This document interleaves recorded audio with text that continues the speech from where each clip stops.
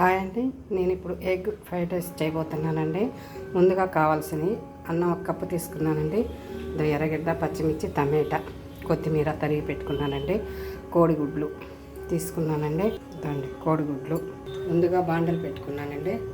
కారం, గరం మసాలా పొడులండి, 1 నిమ్మకాయ. ఇదండి ఆయిల్ కాగిపోయింది. దీంట్లో ఉల్లిపాయలు,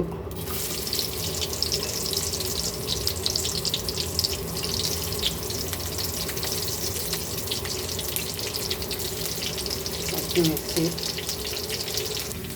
దాంట్లో అల్లం వెల్లుల్లి పేస్ట్ స్పూన్ వేసానండి. అల్లం వెల్లుల్లి వేగిపోయిందండి. ఇప్పుడు టమాటాలు వేస్తాం.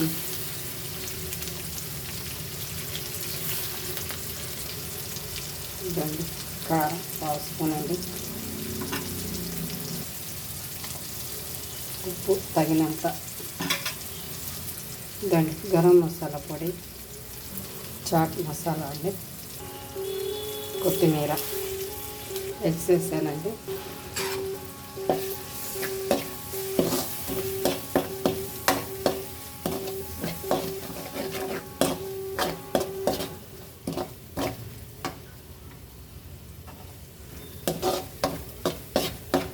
పొడిగా వస్తే అన్నం ఎత్తేసేస్తానండి. దాంట్లో పొడిగా అయిపోయిందండి. ఇప్పుడు రైస్ ఎత్తేస్తున్నానండి.